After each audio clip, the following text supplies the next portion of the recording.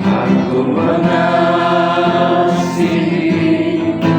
Engkau Yesus dengan segenap jiwaku. Ku renungkan firman-Mu siang dan malam. Ku pegang perintah-Mu dan ku lakukan. Engkau tahu ya Tuhan, tujuan hidupku hanyalah untuk menyenangkan hati-Mu.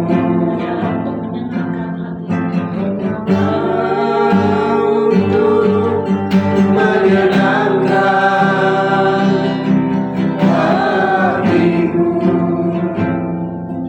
Terima kasih, selamat siang Bapak. Inilah ungkapan hati kami bagi keluarga kami yang menjadi milik-Mu, ingin merenungkan, ingin sungguh menghidupi kebenaran, meskipun di tengah kehidupan dunia ini dan berbagai persoalan. Berikan kami kekuatan, mampukan kami memahami bahwa ada dalam Engkau bukan sekarang sesuatu yang kita anggap atau kami anggap kecil, betapa luas dan dahsyatnya pekerjaan yang Kau berikan dalam kehidupan kami saat kami bersatu dan bersama dengan Engkau. Rahmati firman pada pagi ini, urapi kami semua dan berikan kami pengertian Bapak yang tulis dalam Alkitab dalam menjadi bagian hidup kami. Kami mengucap syukur Bapak menyambut firman-Mu. Haleluya. Amin. Selamat siang Bapak-Bapak. Shalom. Ya, shalom. Kita belajar bagaimana ayat yang sudah disiapkan juga ya. Siapkan bahwa tinggal di dalam Tuhan dan menikmati hidup. Mungkin kita kan biasanya tinggal di dalam kehidupan rumah tangga kita, lalu kita ingin kita untuk tetap menikmati kebahagiaan sukacita seperti yang kata Pak Heri ya, Pak Heri ya, Pak Peri, Pak Peri, bagaimana dia terus berharap sukacita, dan Pak kita yakin bersama Tuhan ada sukacita selamanya, amin. Meskipun Pak keadaan tidak baik-baik ya, tapi kebahagiaan yang sejati itu bukan karena pengaruh luar, tapi dari hati yang mengalir karena Tuhan yang memelihara kita, yang menjaga kita, yang memberikan kita kekuatan, yang memberikan kita kesuburan, menopang kehidupan jasmani rohani kita bahkan dalam segala hal. Jadi kita akan tetap tegak berdiri walaupun keadaan tidak baik-baik, amin. Nah, jadi hari ini firman Tuhan mengatakan dalam 1 Yohanes 1 ayat 1 sampai 3. Ini surat Yohanes. Apa yang telah ada sejak semula, 1 Yohanes 1 ayat 1 sampai 3 Pak. Apa yang telah ada sejak semula, yang telah kami dengar, yang telah kami lihat dengan mata kami, yang telah kami saksikan dan yang telah kami raba dengan tangan kami tentang firman hidup itu, yang itulah yang kami tuliskan kepada kamu. Ya benar ya, ayatnya ya. Jadi ini adalah satu realita bahwa mereka mengalami, melihat bagaimana pribadi yang dipenuhi firman bukan sekedar itu, tapi dia pelaku kebenaran. Ini juga menunjukkan bahwa sebenarnya kita pun diajar untuk hidup di dalam apa yang diajarkan kepada kita, ya. 1 Yohanes 1. Apa yang telah kami ada sejak semula, yang telah kami dengar dan yang telah kami lihat dengan mata kami, yang telah kami saksikan dan yang telah kami raba dengan tangan kami tentang firman hidup itu, itulah yang kami tuliskan kepada kami. Dia mengalami realita perkataan firman Allah yang turun dalam daging, bahasanya turun dalam daging, berarti dimulai dan diawali hidup Kristus. Ayat ini menunjukkan bahwa kalau kita melihat realitas bahwa Kristus, ini menunjukkan bahwa kita umat yang ditebus yang dimilikinya, yang memiliki Roh Kudus, kita dibawa dalam pengalaman. Ini yang saya katakan kebahagiaan sukacita yang tidak terkatakan. Bahwa firman Allah tinggal dalam diri kita, karena kita adalah baiknya, lalu ekspresi kehidupan Allah, karena itu adalah firman, berarti dia membawa sifatnya, karakternya masuk dalam kita, supaya kita yang punya kodrat dosa, itu pelan-pelan kita meninggalkan hidup lama kita, dan hidup kehidupan Allah. Itu kebahagiaan sukacita. Kenapa Bapak Ibu terkasih? Karena kita percaya Tuhan. Dalam diri kita ada dua kodrat, itu kodrat manusia berdosa yang kita waris dari Adam pertama, yang kedua oleh penebusan Kristus sudah menerima hidup Allah. Jadi sekarang dalam diri kita pilih mau yang mana kita hidupi. Hanya dia katakan kami lihat dan kami bersaksi menyadari bahwa apa yang dalam diri kami membawa kalian untuk hidup bagaimana yang kita lihat. Kalau misalnya kita semua punya rumah tangga, kita pasti berpikir rumah tangga kita Taman Eden kan, ada sukacita, ya enggak? Nah, tapi ingat nggak dalam Taman Eden itu ada dua pohon yang tidak, yang satu pohon yang nggak boleh dimakan. Ada pohon pengetahuan dan pohon kehidupan. Ini menggambarkan di dalam sukacita kita, dalam kebahagiaan rumah tangga kita, dalam kebahagiaan apa yang pernah kita alami, pasti ada dua pilihan di sana. Apakah kita mengikuti pohon pengetahuan yang diinspirasi oleh kegelapan, atau kita mengikuti pohon kehidupan yang adalah sumber kebenaran firman Allah. Nah, disinilah artinya kita bagaimanapun keadaan kita, marilah kita memilih kebenaran. Ya, maka tinggal dan menikmati. Ya kan?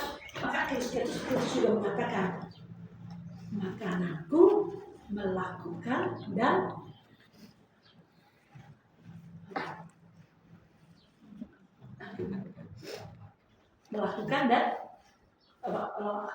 pekerjaan apa namanya, makananku adalah melakukan kehendak Bapa dan menyelesaikan. Artinya kata makan melakukan, dia menikmati, dia menyerap semua firman Allah supaya seluruh kepenuhan firman itu, kalau itu adalah secara metabolismenya itu diserap, dia akan bekerja di dalam tubuh kita, mekanisme kehidupan firman Allah dalam seluruh kehidupan kita. Kalau itu adalah makanan, dia akan mengalirkan seluruh makanan yang kita makan dalam tubuh, memberikan kekuatan. Sekarang kalau kita menerima kebenaran firman Allah, kita terima, kita makan, kita lakukan dalam metabolisme rohani kita, kita sedang membentuk manusia berkodrat ilahi. Kita membuang yang kita tidak pantas, tidak cocok karena kodrat berdosa kita, sifat dosa kita, watak dosa kita, dan digantikan dengan baik, sehingga kita mengalami pertumbuhan rohani. Jadi itu yang kita nikmati. Mungkin hari ini orang berpikir nikmat itu adalah bisa tentang materi, kebendaan, sesuatu, memang. Tetapi yang menjadi sukacita kita adalah karena kita adalah makhluk roh yang bertubuh dan berjiwa, ya kan?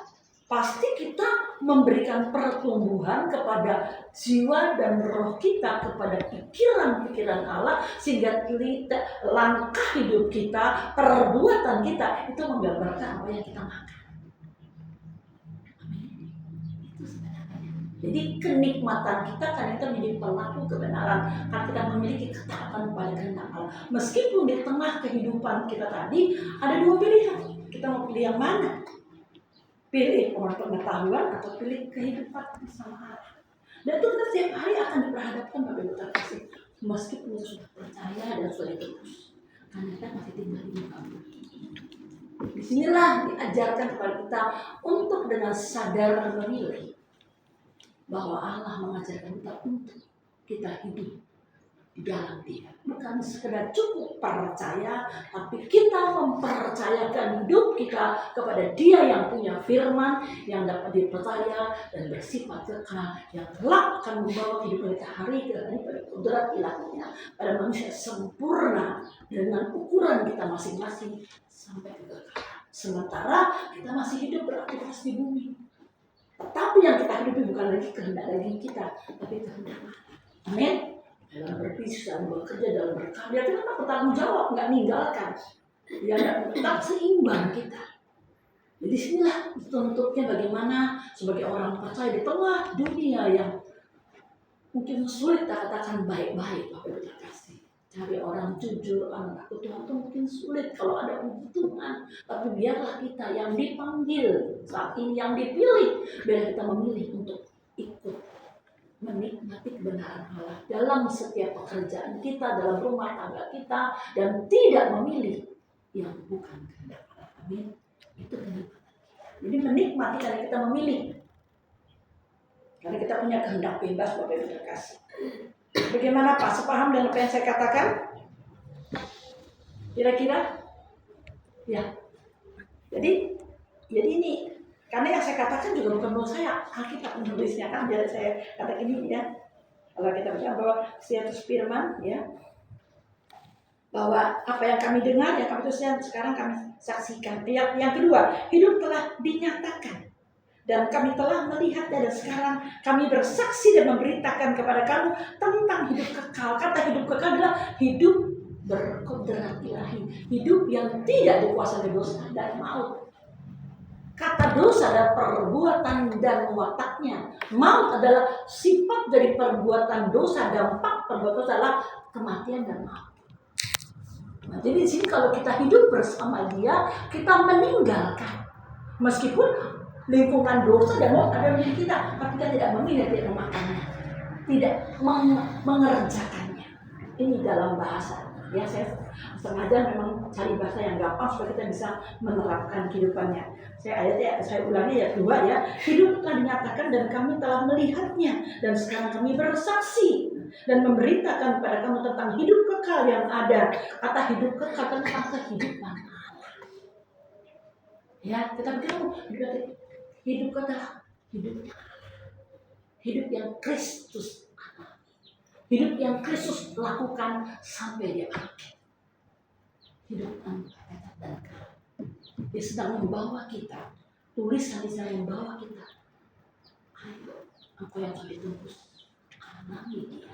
Bahwa dampak daripada kau nanti hidup bersamanya, engkau akan mengalami kehidupan dalam kita. Jadi waktu kita ada, kalau saya gambarkan tadi adalah Taman Eden, rumah tangga kita, lingkungan pekerjaan kita, ada 2 pilihan, kita lebih memilih. Dan memang kita mau taat dengan Allah. Aku mau firman dan kehendak Bapa. Dan kita begini ya, apakah itu firman atau pekerjaan Allah? Kita nggak tahu. Tapi dalam hidup ada 2 pilihan. Apakah itu firman Allah dari Allah atau itu pekerjaan Allah? Apapun itu Bapak Ibu terkasih, ada 2 pilihan. Hendaknya kita lebih menundukkan diri pada firman Allah dan pekerjaan Allah.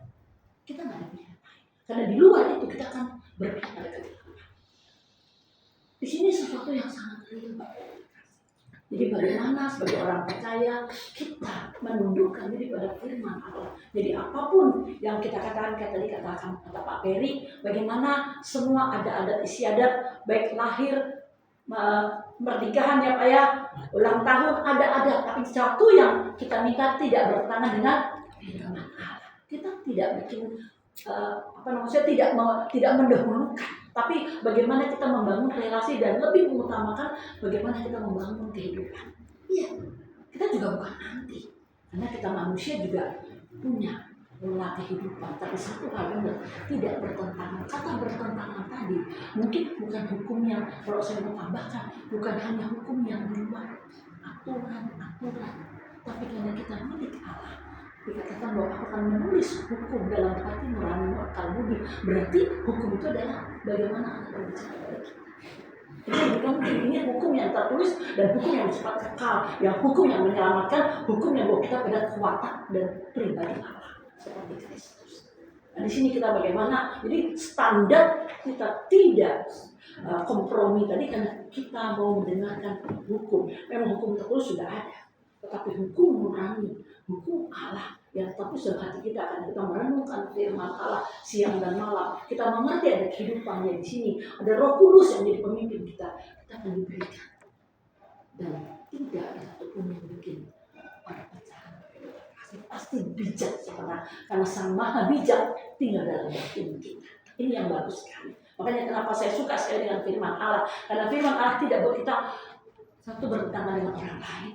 Gak mungkin kita mau menyakiti orang lain. Gak mau bilang, kamu salah. Nah, gak apa-apa. Setiap orang berjalan dengan caranya sampai di ketemu satu titik dia akan berjumpa dengan Kristus dan mengerti. Jadi ini sesuatu yang sangat indah Bapak Ibu kasih. Ya, perbedaan itu bukan buat kita jadi bertengkar dan berbeda pendapat. Ya. Jadi hidup sama-sama ya, saya ulangi lagi ya, hidup itu telah dinyatakan dan kami telah melihat dan sekarang kami bersaksi dan memberitakan pada kamu tentang hidup kekal yang ada bersama dengan Bapa yang telah dinyatakan kepada kami. Jadi dia melihat realitas kehidupan Allah dalam putranya Kristus Yesus. Artinya manusia adalah makhluk peniru. Jadi disuruh meniru kehidupan Kristus. Itulah realitas dari kehidupan Allah. Kristus itu tinggi sekali standar. Pernah nggak Yesus ngomong, kalau hidup keagamaanmu tidak melebihi dari ahli Taurat, ini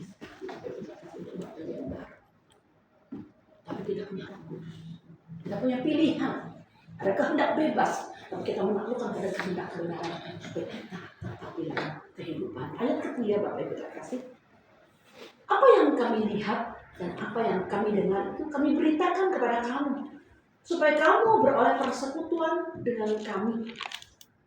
Persekutuan kami adalah persekutuan dengan Bapa, dengan Anak Yesus Kristus. Bapa dan Anak satu. Kata satu itu satu tujuan, satu rancangan, satu kehendak, satu pikiran untuk membawa semua orang yang telah berdosa ditebus oleh Kristus dan dibawa pada kodrat yang bersifat kekal adalah kodrat kehidupan ilahi.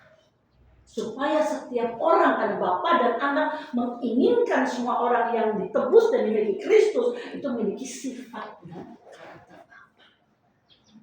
Apa indahnya kalau kita semua orang Kristen membaca ini, tidak ada silang pendapat, masing-masing menunjukkan aku paling baik, aku paling benar.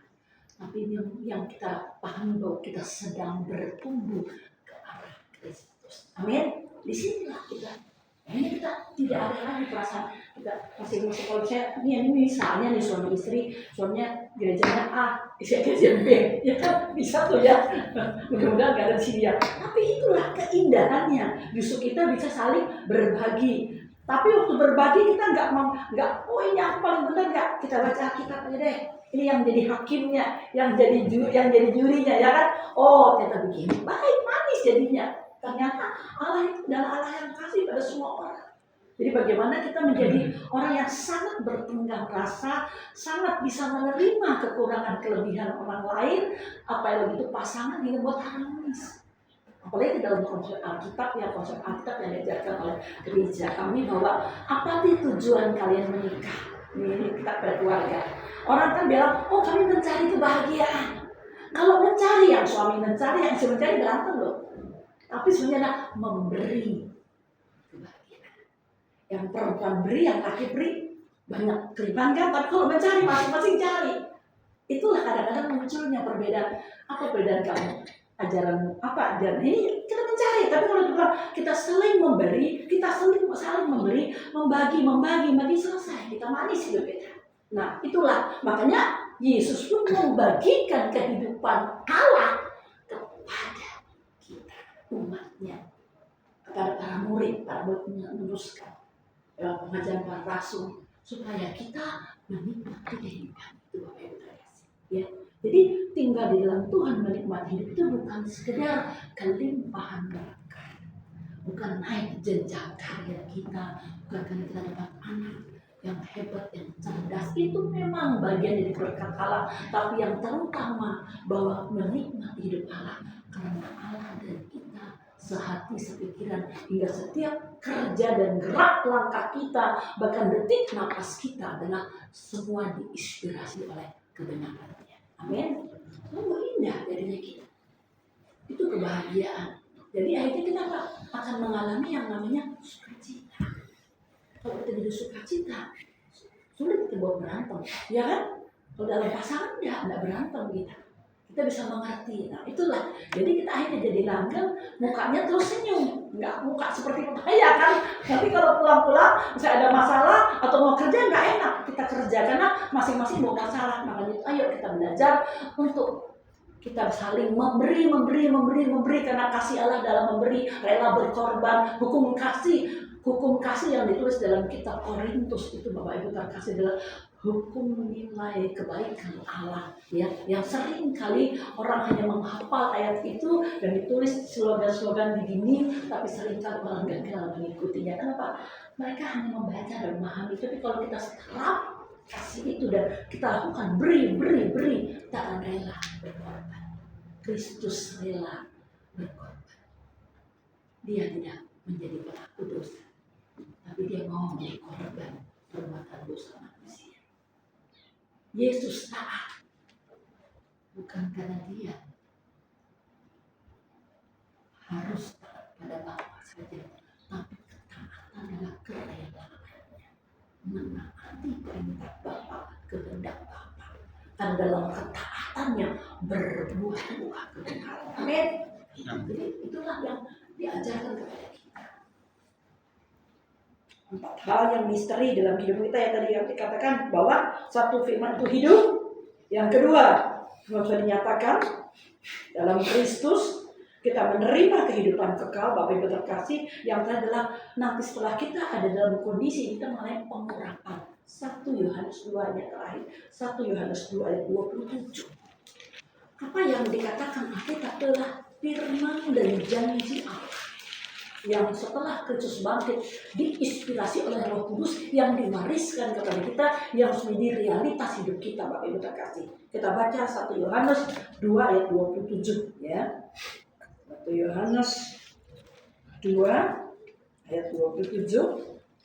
Nah, kita kan seringkali kan, nah ini, sebab dalam diri kamu, dalam diri kita semua ya, semua sahabat dan rekan PD kasih, dalam diri setiap kita tetap ada pengurapan. Kenapa ada? Karena tadi persekutuan, ada relasi dengan Allah yang manis tadi.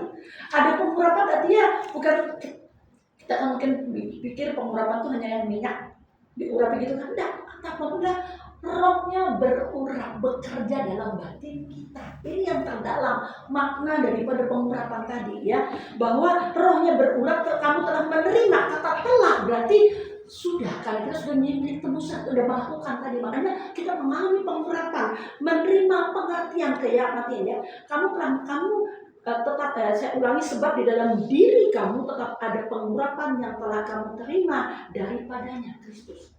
Karena itu tidak perlu kamu diajar orang lain. Kata diajar di sini bicara tentang kalau kita mau mengenal kebenaran, yang menjadi pusat adalah Alkitab yang dikamuikan, firman, logos dan rema Kristus. Nah ini di sini Bapak Ibu terkasih menyadari bahwa pengurapan mengajar kamu tentang segala sesuatu. Jadi kita benar-benar kalau manusia mengajar kita, bukan berarti kita tidak tunduk dengan para pengajar kita, tapi di sini mengatakan bahwa kita bisa mendapatkan pengajaran yang tepat atau kita bisa cross check pengajaran itu bila kita mengalami pengurapan dan bersekutu dengan Dia setiap hari dan merenungkan firman-Nya. Kita memiliki pengetahuan Bapak Ibu terkasih, ya, yang mengajar kamu tentang sesuatu dan pengajarnya itu benar, tidak dusta. Dan sebagaimana ia dahulu telah mengajarkan kamu, demikian hendaknya kamu tetap tinggal di dalam Dia. Nah sekarang Bapak Ibu terkasih, semua orang-orang intelektual, ilmu itu setiap kali selalu berubah kan, ya Pak. Pendapat A tahun ini, kayak dulu orang bilang bumi ini keper ya, orang ya pernah ya, lalu karena itu terus berjalan, berproses, ternyata tidak. Nah, artinya pengetahuan itu bisa berubah, Pak. Menunjukkan pengetahuan manusia. Tapi pengetahuan pengajaran kebenaran yang Allah ajarkan itu tetap. Makanya di sini kita diberi kemampuan membedakan antara pengetahuan yang bersifat dunia dan pengetahuan pada kebenaran firman. Tuhan dari pengharapan, keintiman dengan Allah, berkat dengan Roh Kudus, berkat dengan firman-Nya, dia akan banyak bercerita dengan kita. Dan kita akan mengalami penghidupan. Ada satu hal yang saya punya teman juga jemaat. Ini real. Satu hari dia memang punya pasangan yang berbeda. Boleh cerita. Aku sering kali heran dengan pasanganku itu.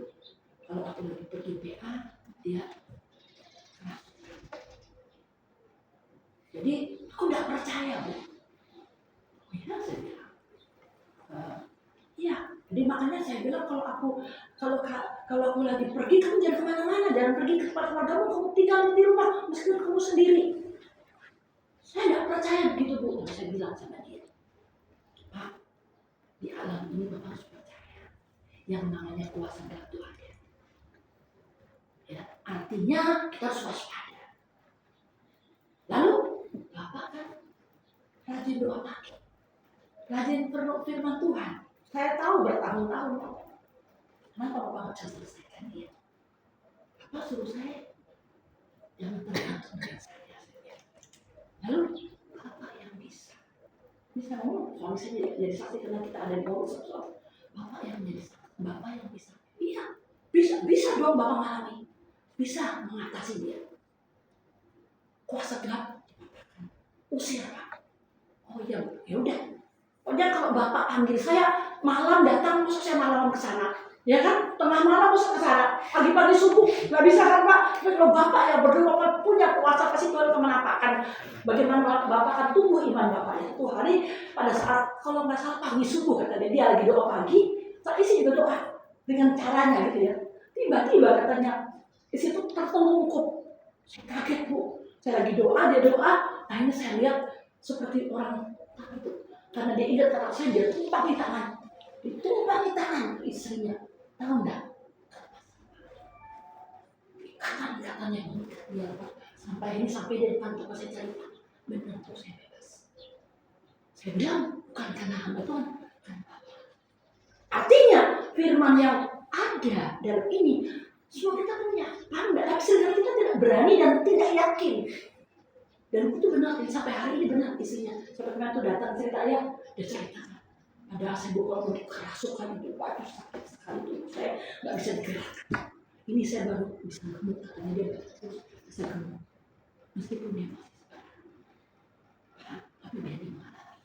Berproses. Saya bilang dengan bapaknya, Pak, tugas Bapak. Bagaimana kehidupan Bapak bisa mengubah dia? Artinya, firman itu hidup. Kita bisa mengalami. Kalau Kristus membagikan hidup pada para rasul menulis itu, dan bukan hanya cerita dongeng, tapi dihidupi oleh firman Allah, oleh Roh Kudus, itu menjadi hidup kita. Ini apa yang kita lihat. Saya tidak bicara mendominasi. Artinya harus kita. Selama kita hidup bertekun dalam Tuhan, kita mau merenungkan firman Tuhan, kita mau sungguh-sungguh, kita bisa menolak Tuhan. Amin. Tuhan juga berkati. Jadi bagaimana menikmati, hanya kenikmatan itu bukan sekedar kita mengenal kita, bahkan saudara, pasangan, orang lain tidak pernah menolak. Dan itu bukan satu kali Bapak Ibu. Saya sering sekali ngajak ke orang begitu. Saya bilang janganlah panggil saya. Bukan saya nggak mau, saya bisa. Tapi kalau Bapak atau Ibu bisa mengalami bagaimana, kan Bapak akan tambah iman. Iya Bu, betul. Akhirnya dia tambah kuat imannya. Ya kayak ini tuh ada juga beberapa jemaat saya kasih tahu kalau ada apa-apa lakukan saya ajarkan. Jadi supaya kita mengalami Allah itu sendiri, bahwa Allah di pihak kita tuh membangkitkan iman kita. Bapak Ibu terkasih, ya Tuhan memberkati. Ya Pak, saya kembali ke anak ini. Ya.